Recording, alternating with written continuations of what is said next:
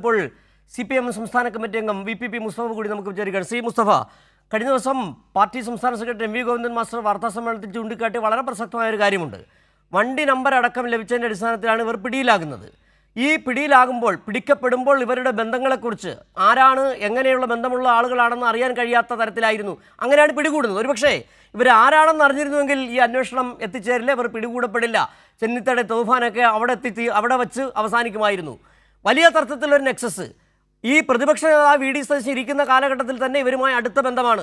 മാത്രമല്ല, ഇന്ന് പുറത്തു വരുന്ന വിവരം ലഹരിക്കടത്ത് മാത്രമല്ല ഇവർക്കുള്ളത്. ഇവർ പണം തട്ടിക്കുന്ന സൈബർ തട്ടിപ്പിലെ നിരന്തര പങ്കാളികളാണ്. ജയിലിൽ വെച്ച് വലിയ തരത്തിലുള്ള ഗ്യാങ് ഉണ്ടാക്കിയവരാണ്. എല്ലാം കൃത്യമായി തന്നെ, അതായത് 25 കാലഘട്ടത്തിൽ കണ്ണൂർ പോലീസ് രജിസ്റ്റർ ചെയ്ത പല കേസുകളിലും പ്രതികളാണ് ഇവർ. ഇതെല്ലാം പ്രതിപക്ഷ നേതാവായിരിക്കുമ്പോൾ VD സതീശൻ അറിയാം.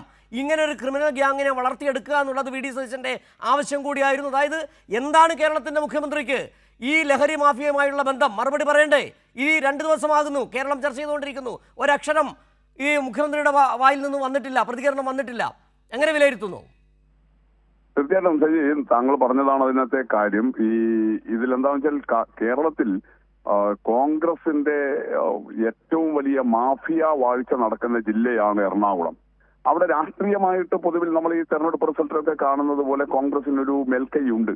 അത് ഉപയോഗപ്പെടുത്തിക്കൊണ്ട് അതിശക്തമായ മാഫിയ വാഴ്ച എറണാകുളത്തെ നഗരത്തിന്റെ ഒരു സവിശേഷതകൾ ഉപയോഗിച്ചുകൊണ്ട് താങ്കളിവിടെ സൂചിപ്പിച്ചതുപോലെ എല്ലാ തരത്തിലുമുള്ള ക്രിമിനൽ ആക്ടിവിറ്റീസ് അതിന് നേതൃത്വം കൊടുക്കുന്നതാണ് നേരത്തെ മുതൽ തന്നെ ഇപ്പോഴത്തെ മുഖ്യമന്ത്രി ആയിട്ടുള്ള VD സതീശൻ, അവിടുത്തെ DCC പ്രസിഡന്റ്.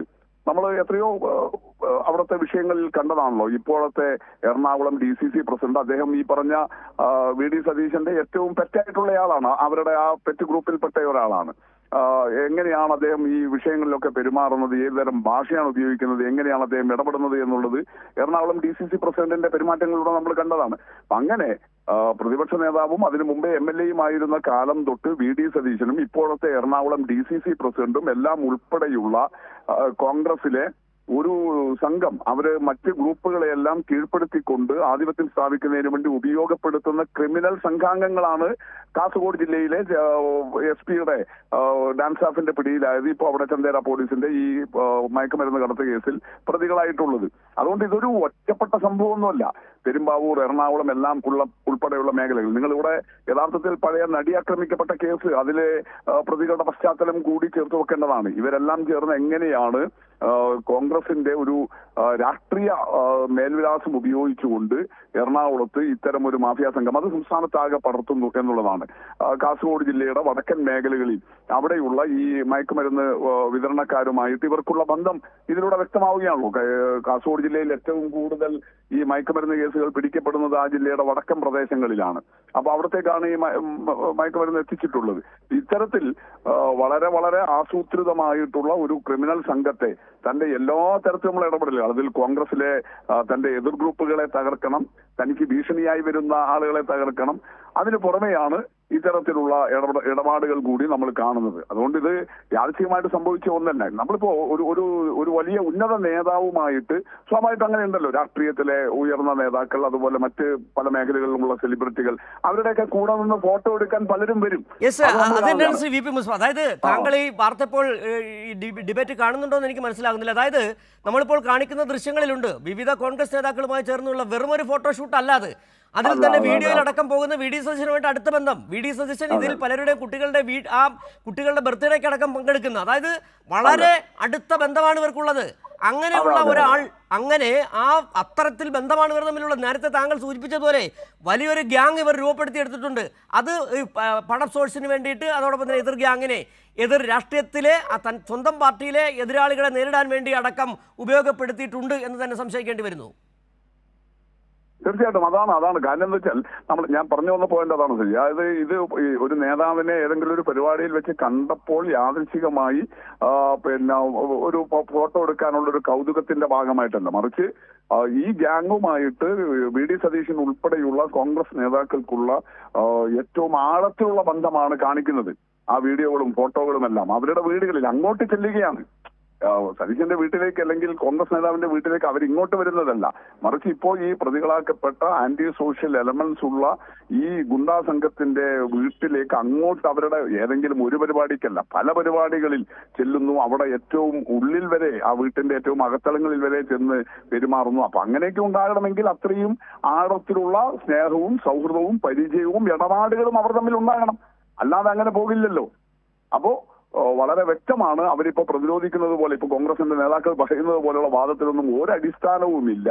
ഇവര് മാഫിയ സംഘങ്ങളാണ്. ആ മാഫിയ സംഘങ്ങൾക്ക് യൂത്ത് കോൺഗ്രസിന്റെ മേൽവിലാസം നൽകി എന്നിട്ട് ഈ വി.ഡി. സതീശനും അവിടുത്തെ DCC പ്രസിഡന്റും ഉൾപ്പെടെയുള്ള കോൺഗ്രസ് നേതൃത്വം അവരുടെ കോൺഗ്രസിനകത്തെ എതിർ ഗ്രൂപ്പുകളെ അമർച്ച ചെയ്യാനും അവർക്ക് പലതരത്തിലുള്ള ഇടപാടുകൾ നടത്തുന്നതിന് വേണ്ടിയിട്ടും എല്ലാം ഉള്ള ഇടപെടലുകൾ നടത്തുന്നതായിട്ടാണ് കാണേണ്ടത്.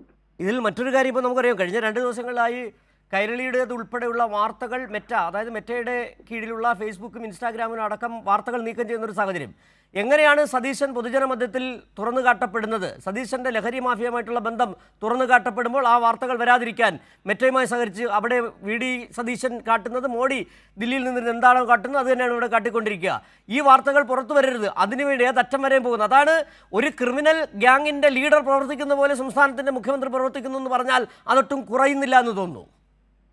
തീർച്ചയായിട്ടും. കാരണം അവിടെ നമ്മളിപ്പോ കഴിഞ്ഞ ദിവസങ്ങളിലെല്ലാം പറഞ്ഞതുപോലെയുള്ള ഒരു BJP UDF ഡീല് കൂടി അതിനകത്ത് കാണാം. നമ്മളിത് ഒരു വെറുതെ ഒരു ആരോപണമോ ആക്ഷേപമോ ആയിട്ട് പറയുന്നതല്ലോ. കേരളത്തിന്റെ ഇപ്പോഴത്തെ മുഖ്യമന്ത്രി ശ്രീ വി.ഡി. സതീശൻ എന്ന് പറയുന്ന കോൺഗ്രസ് നേതാവിന് എങ്ങനെയാണ് മോഡി ഭരണത്തിലുള്ള സ്വാധീനം, ആ മോഡി ഭരണത്തിലുള്ള സ്വാധീനത്തിന്റെ ഏറ്റവും നഗ്നമായ തെളിവുകളാണ് ഇതുകൂടി. അതുകൊണ്ടാണല്ലോ വളരെ എളുപ്പത്തിൽ ഈ മെറ്റയിൽ നിന്ന് ഇത്തരം വാർത്തകൾ മെറ്റയെ സ്വാധീനിച്ചിട്ട് സോഷ്യൽ മീഡിയ അക്കൗണ്ടുകളിൽ നിന്ന് തനിക്കെതിരായി വരുന്ന ഇത്തരം വാർത്തകൾ നീക്കം ചെയ്യിപ്പിക്കാൻ കഴിയുന്നത്. അല്ലെങ്കിൽ ഒരു സ്റ്റേറ്റ് മുഖ്യമന്ത്രിക്ക് എങ്ങനെയാണ് വളരെ പെട്ടെന്ന് മെറ്റ പോലെ ഒരു ആഗോള കുത്തകയുടെ സംവിധാനത്തെ സ്വാധീനിക്കാൻ കഴിയുന്നത്? അപ്പോൾ കേന്ദ്ര ഭരണത്തിന്റെ സഹായം കൂടി വേണം. അപ്പോൾ അത് കൂടി ഉപയോഗപ്പെടുത്താൻ എത്ര പെട്ടെന്ന് കഴിയുന്നത് അതുകൊണ്ടാണ്. അപ്പൊ ഒരു വി.ഡി. സതീശൻ കേന്ദ്ര മോഡി നെക്സസ് ഒന്നുകൂടി ഇതിൽ തുറന്നു കാട്ടപ്പെടുകയാണ്.